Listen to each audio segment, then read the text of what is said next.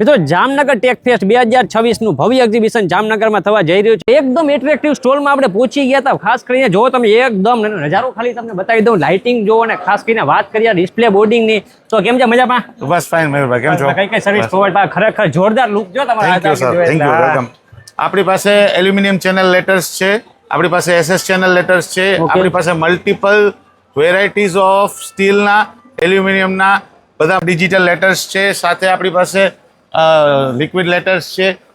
મિત્રો આપણે ઇન્ડસ્ટ્રીયલમાં જે રીતના વાત કરી કે ભાઈ ચેર વપરાતી હોય છે, તો આ ટાઈપની ચેર પણ અહીં અવેલેબલ છે. જો તમારે કોન્ફરન્સ રૂમ છે અથવા તો રેસ્ટ રૂમ છે ત્યાં રાખવી હોય ને તો પણ તમે અહીંયા ઇઝીલી રાખી શકો. ને ખાસ કરીને એમ્પ્લોયની વાત કરીએ તો આખો દિવસ કામ કરીને થાક્યા હોય તો થોડીક વાર રિલેક્સ કરવું હોય તો આ બેસ્ટમાં બેસ્ટ ચેર છે. આ છે જ્યોતિ સીએનસી, સૌથી મોટો સ્ટોલ જો આ લોકોનો છે અત્યારે.